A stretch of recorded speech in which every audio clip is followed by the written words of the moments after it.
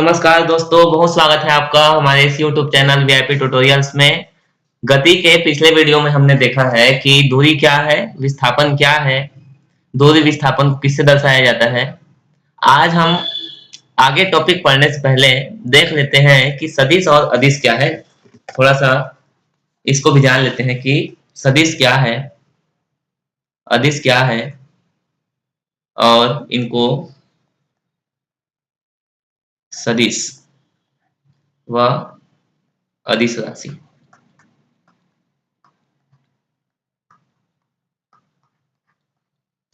तो सदिश उसे कहेंगे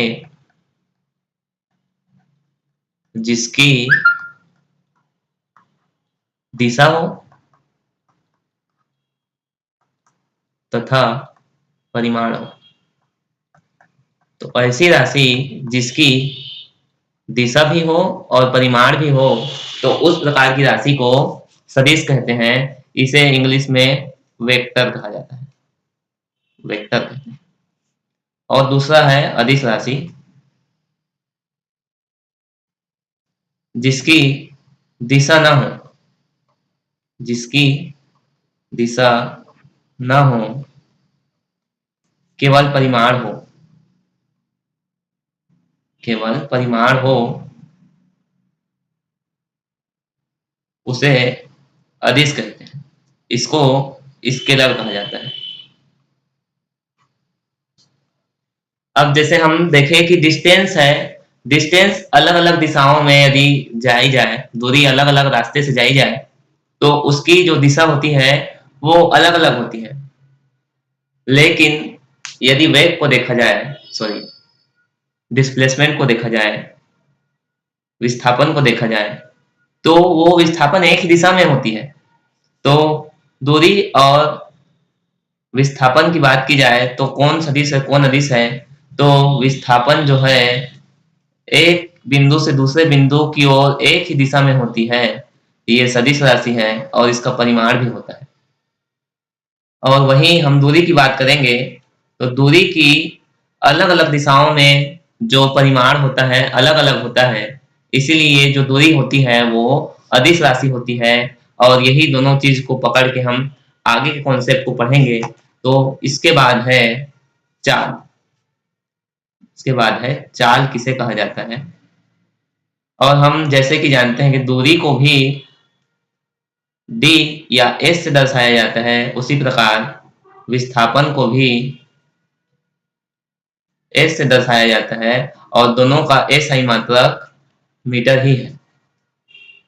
आइए जानते हैं आगे चाल किसे कहा जाता है, चाल किसे कहेंगे। तो एकांक समय में तय की गई दूरी, एकांक समय में तय की गई दूरी को चाल कहते हैं। तय की गई दूरी को चाल कहा जाता है। चाल क्या है, चाल कहते हैं एकांक समय में तय की गई दूरी।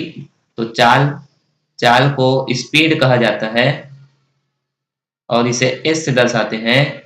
तो चाल बराबर होता है दूरी और दूरी बटे समय या समय अंतराल, या इसी को लिख सकते हैं दूरी, दूरी बटे समय अंतराल।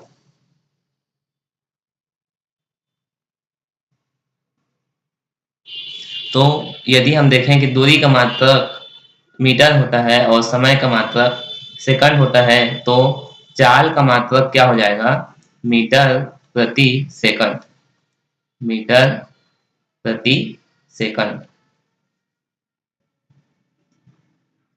चाल क्या है, एकांक समय में तय की गई दूरी को चाल कहते हैं। चाल बराबर दूरी बटा समय, और चाल के यदि एसआई मात्रक निकाला जाए तो दूरी का मीटर होता है और समय का सेकंड होता है। तो दूरी बटा समय तो मीटर प्रति सेकंड, ये चाल का एसआई मात्रक हो जाएगा। चाल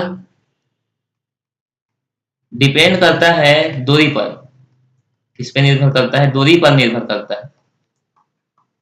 और दूरी निर्भर करता है पथ के प्रकृति पर, पथ की प्रकृति पर निर्भर करता है दूरी।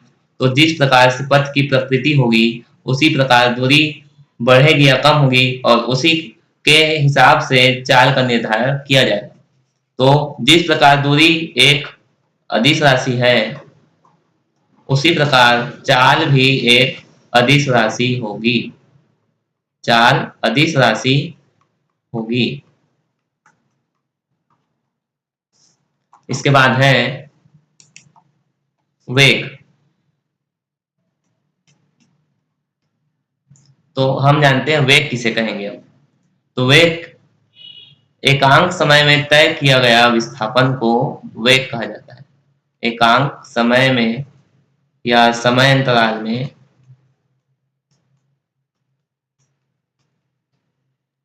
तय की गई विस्थापन को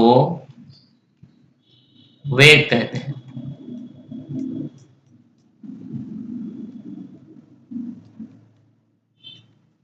तो मान लेते हैं जब कोई वस्तु गति प्रारंभ करती है तो उसका वेग क्या है, v1 है मान लेते हैं उस समय, या विस्थापन v1 है या s1 है, या मैं मान लेता हूं s1 है, और अंतिम समय में उसका विस्थापन s2 है। तो वेग क्या हो जाएगा, वेग क्या हो जाएगा, विस्थापन में परिवर्तन, विस्थापन में परिवर्तन बटे समय अंतराल। यदि विस्थापन में परिवर्तन यदि निकाला जाए तो अंतिम विस्थापन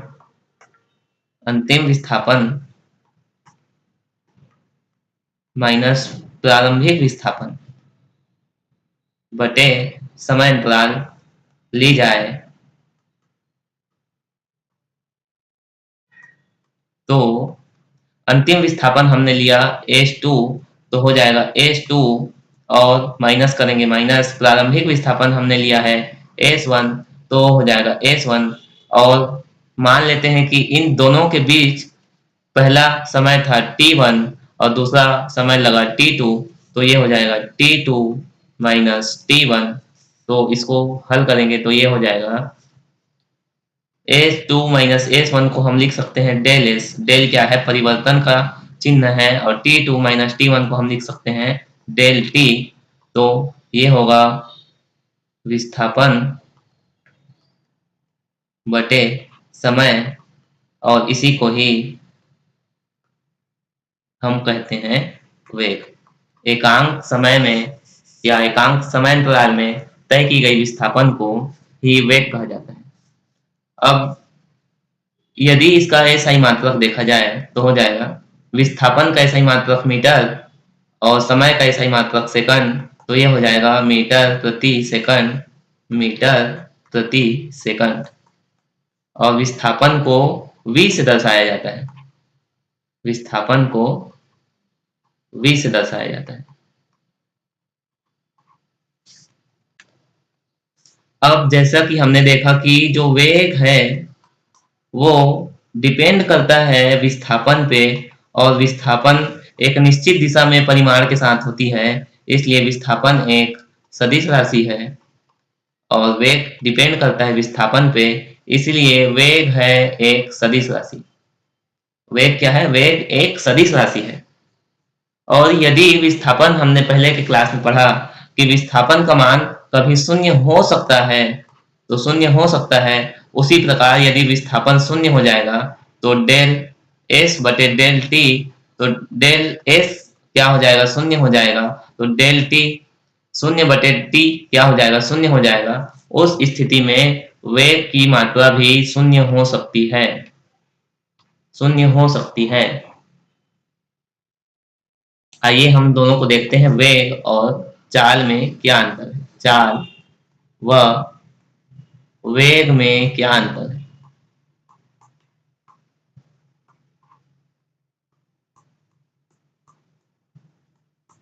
एक तरफ हम ले लेंगे चाल और दूसरी तरफ ले लेंगे वेग।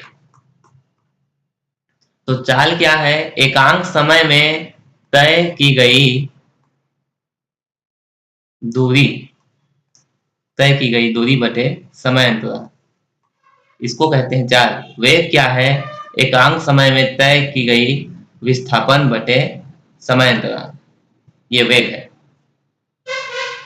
तो चाल जो है वो डिपेंड करती है, दूरी पर निर्भर करती है, लेकिन वेग जो डिपेंड करता है वो विस्थापन पर निर्भर करता है।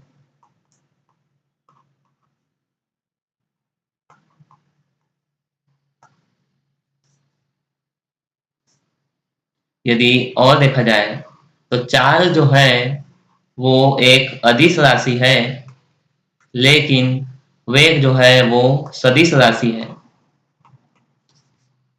यदि दोनों की एसआई मात्रक की बात की जाए तो चाल का एसआई मात्रक मीटर प्रति सेकंड है और वेग का एसआई मात्रक मीटर प्रति सेकंड है। ये दोनों में एक समानता दिखने को मिलती है।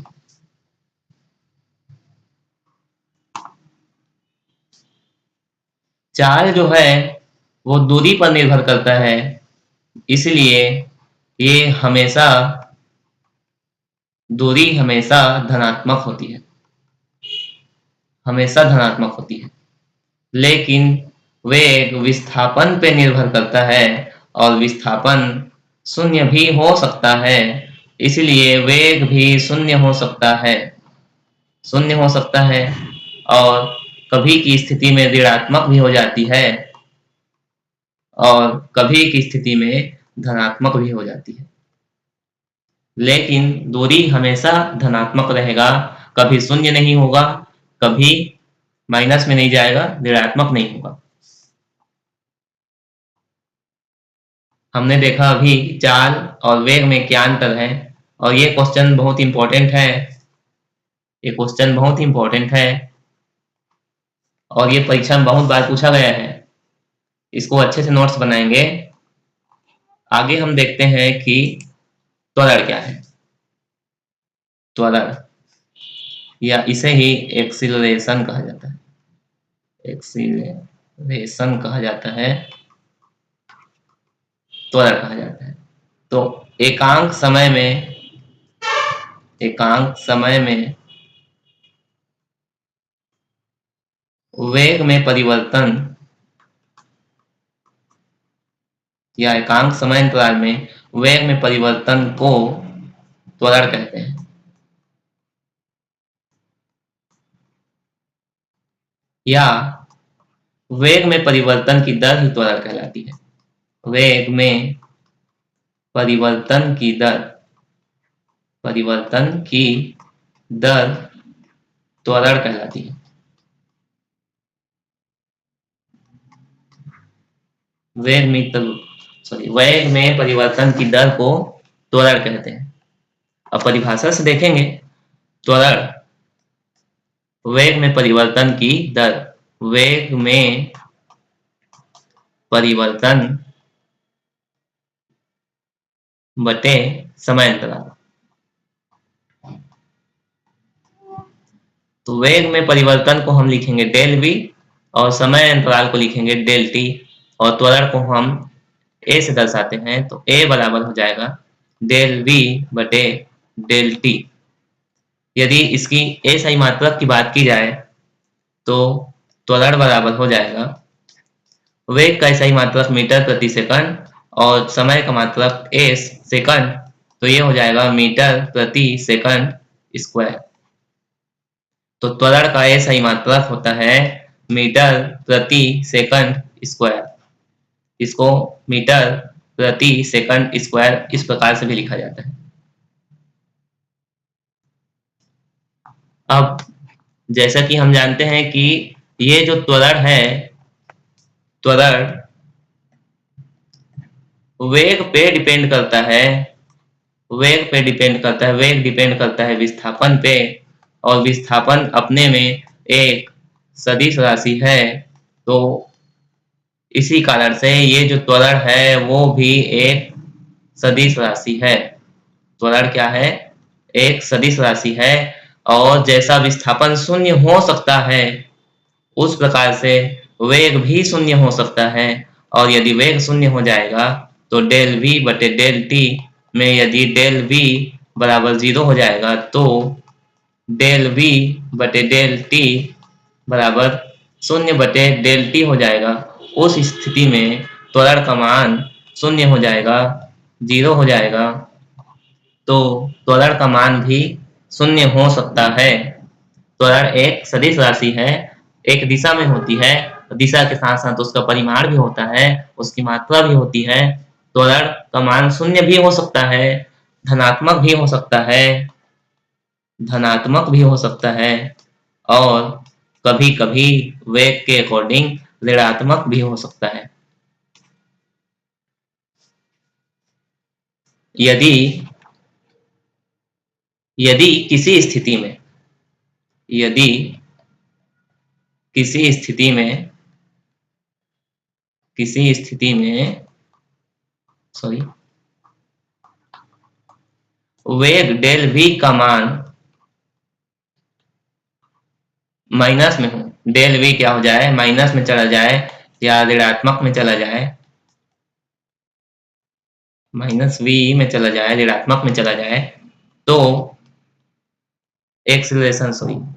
एक्सेलरेशन डेल वी बटे डेल टी बराबर माइनस वी बटे डेल टी हो जाएगा। कहने का मतलब ये जो एक्सेलरेशन है, त्वरण है, वो ऋणात्मक में चला जाएगा। कहने का मतलब ये है कि किसी वस्तु का वेग पहले अधिक था, बाद में कम हो गया है। पहले अधिक सा वेग पहले अधिक था और बाद में कम हो गया है, तो उस स्थिति में जो त्वरण लग रही है वो क्या कर रही है, वेग को कम कर रही है। तो वेग को कम करने वाली त्वरण को ही हम मंदन कहते हैं, उसे ही मंदन कहा जाता है। जब इंपॉर्टेंट बात है ये, जब वेग बढ़ेगी तो वहां त्वरण कार्य करेगा, और जब वेग घटेगी, कम होगी, तो वहां मंदन कार्य करेगा। इसके अलावा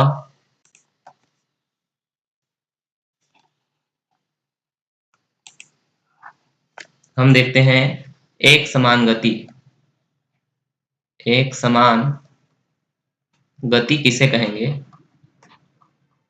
तो जब वेग स्थिर हो, वेग स्थिर हो और कोई वस्तु गति करती रहे, कोई वस्तु गति करती रहे, या किसी वस्तु में गति तो हो लेकिन वेग स्थिर हो, वेग में परिवर्तन नहीं हो, तो इस स्थिति को एक समान गति कहते हैं।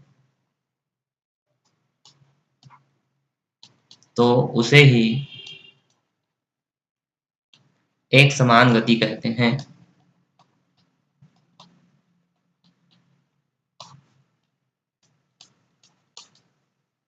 या इसको इस प्रकार से भी समझा जा सकता है कि एक समान गति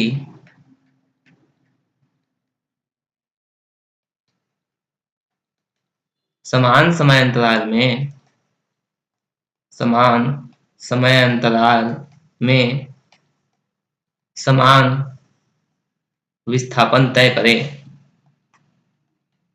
समान समय अंतराल में समान विस्थापन तय करती हो, तो उसे एक समान गति कहते हैं।